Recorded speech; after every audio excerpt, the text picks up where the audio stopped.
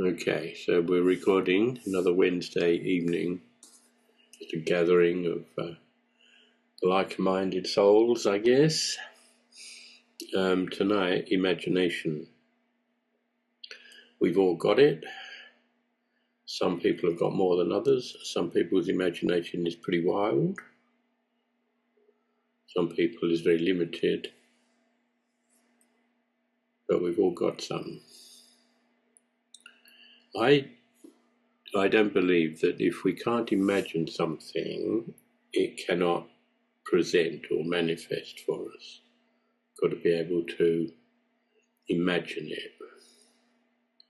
You might believe or suspect that you don't have much of an imagination at the moment, but if you recognize that it was your imagination that's got you where you are now,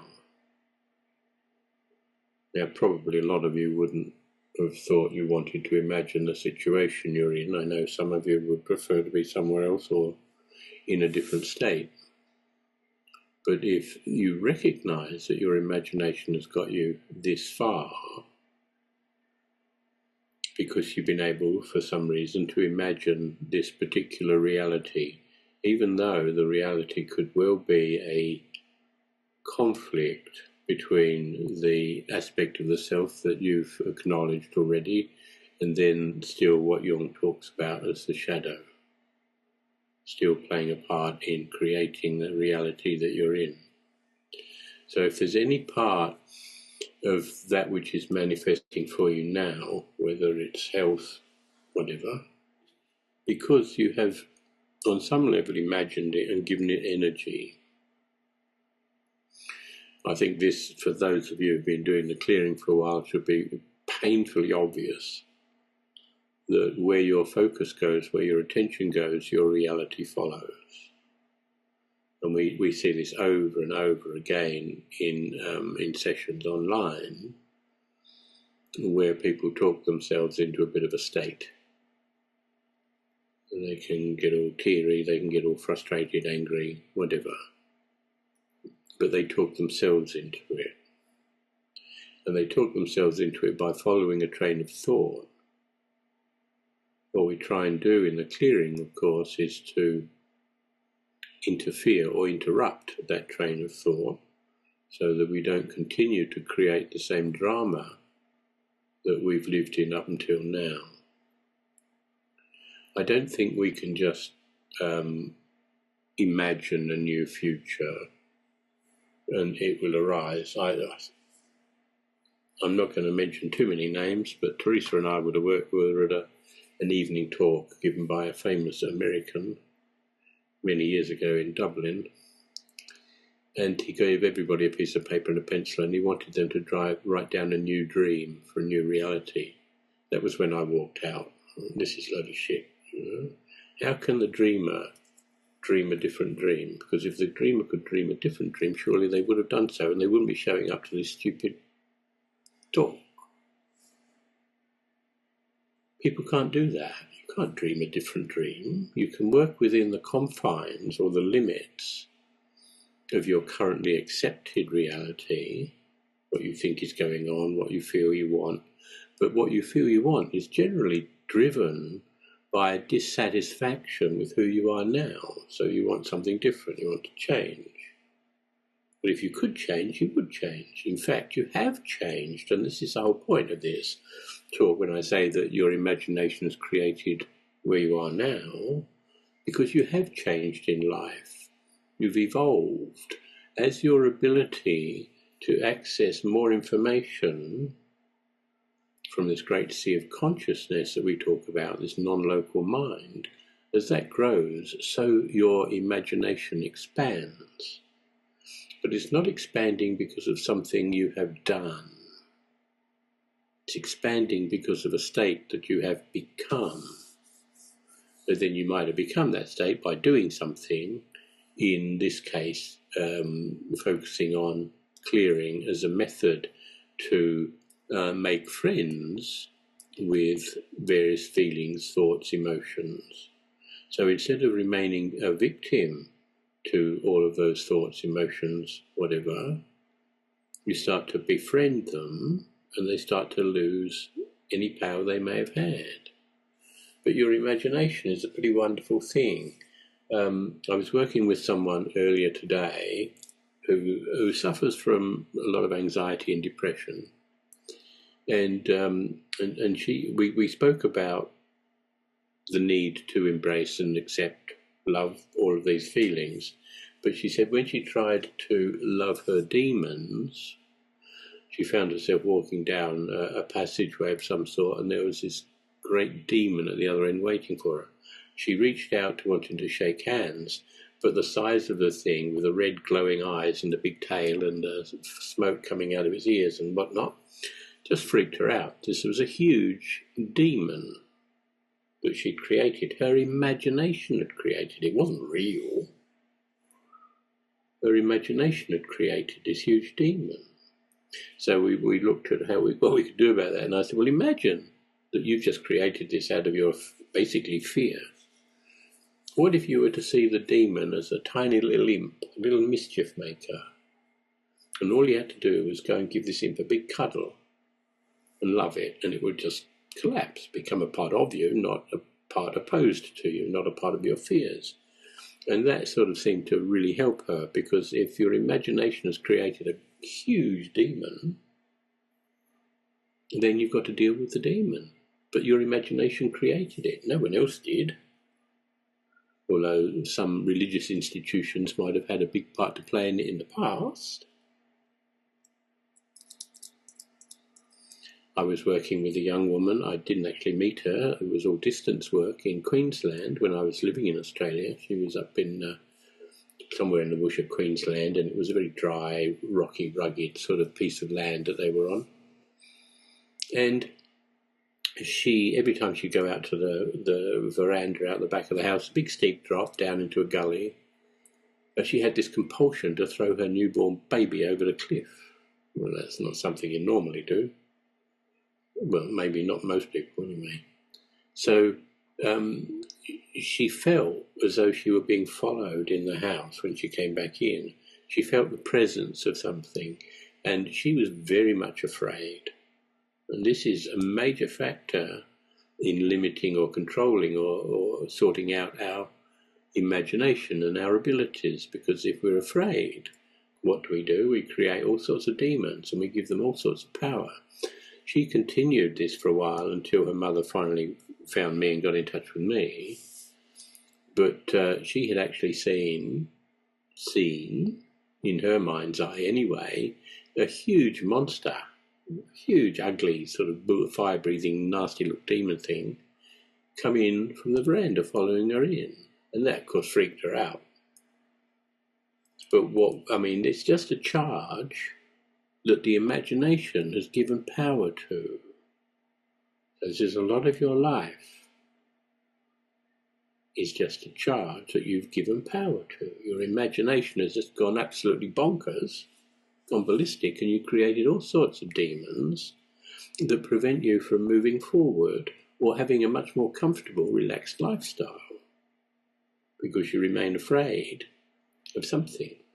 It was easy enough to clear, for me, that particular charge. It's just charge, you know. If I were to in any way take that charge seriously from that demon thing that woman saw, then it would limit my ability to clear it, because then the fear would get hold of me. And if you're afraid, you can't clear. You can't clear something you're afraid of. You can run away from it, you can deny it, you can pretend it never happened, but you can't clear it. And so because of all the work that I've done over the years with this, I've come to understand that there is nothing there other than charge that's been generated by an overactive, fearful imagination. And that applies to all of us at all times in our lives. We create monsters where none exist. I've told several of you already, many occasions where I've been asked to support people who have been suffering from all sorts of, you might want to call it dark, demonic possession. And if I were to take any of them seriously, then I would have been a nervous wreck 30 years ago, maybe earlier. But if you understand what you're working with, then it's like this just big bubble of nightmare stuff that you've created, and you keep putting air into it to keep it alive by your fear, and you may not be doing it on a conscious level, but you're still feeding the demons of your imagination, of your shadow, of your dark side. And it's quite common, I think, for people to have certain fears of the dark. This is primeval fears of snakes and spiders and men in black and all sorts of weird stuff that you get your head around. But it's just something that you have given energy to, albeit a lot of unconscious energy because it's still fear-based, that you've created a monster where no monster exists. It's outside of your imagination. There's nothing there. So you have created this. You have given energy to all sorts of forces that hold you back, that limit you, that keep you afraid, that keep you sick, that keep you alone, that keep you broke, that keep blah, blah, blah, blah, blah. And it's all just a result of the forms that you've given energy to. So it doesn't have to be a demon. It doesn't have to be a cloven-footed, fire-breathing, red-eyed little guy in red onesie. It can be anything. Any issue that you're challenged by is a product of your imagination. And, I don't think it's, I can talk about it and laugh about it, but some of you might be sort of going to bed with the light on tonight.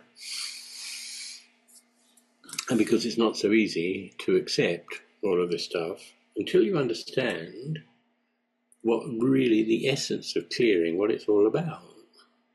Many of you might still think that you're clearing another when you tune in, or you're clearing a space when you tune into space. On one level, you're certainly helping the other and the space relax, taking a lot of the pressure out of the system. But you can't take pressure out of a system if you're still in judgment around the pressure. You can't take pressure out of a system if you're still in fear around that system. And you certainly can't take pressure out of the system if you take it personally, because then you'll just end up in a nut house, heavily sedated, because it's just too much information, too much energy for you. So you can only support others or an environment, clear charge from an environment, to the degree you have loved the self. You can't do more, you can't do less. You can think you can do more, but you can't. You can think you can do less, but you can't. Because your environment will have to match up with who you currently believe yourself to be. To all of the parts that you've been able to embrace and accept, all of the little frequencies that make up this rather wonderful reality that we inhabit at the moment. Multitude of different frequencies, each of them triggering off a different reaction in you. The more you can embrace all of these frequencies, and you do it by understanding, because if you're still afraid of them, if they're still sort of spooky, sort of leap out of you from a dark corner or behind a parked tree or something, then of course you're going to freak out. But the idea is to clear all of these charges when you're in a safe environment and you understand what's going on. So for me, clearing some of the dark forces that might have been seen as evil by some of you, certainly by the people I was working on, considered them such. But if I don't label them, if I understand that it's just charge that's being given energy, you can say the same about in the Dark Ages, way back whenever that was, in the history of the planet, the Dark Ages, where all this fear and superstition was around, people created all sorts of monsters. People were terrified. But that was just because people were giving energy to things that they didn't understand. So if you don't understand, you go into a room and it's in a bit of a creepy place. There's a moon outside, but the clouds are passing across the moon, and there's creaky noises, and the birds and the owls are hooting away, and you're on your own, and you've smoked one too many of those funny cigarettes, and you're starting to wonder what the hell's going on. And then you hear a sudden noise, and you might wet yourself. But if you understood what was going on, that your imagination has taken control of your life for a short period of time, and it's imagining all sorts of horror scenarios, and you keep giving names to these scenarios, you keep giving energy, you keep giving power to them, what can you expect? Freddy Krueger's going to pop up out your toilet bowl and bite your head off, because you created that. But when I was working with it, I understand that it's just charge that's been generated by a fearful, overactive imagination. It's all just charge. There is nothing real about it outside of your tiny little mind with your overactive imagination.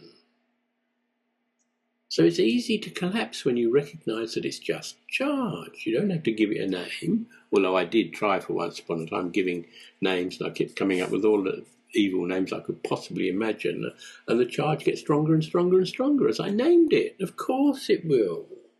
Any charge that you keep naming will get stronger.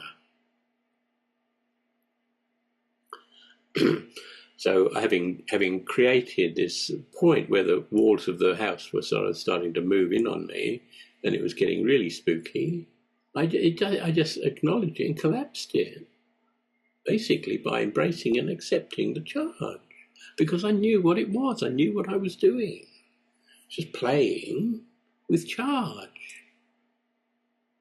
And it was no big deal if you know what you're doing, and if you understand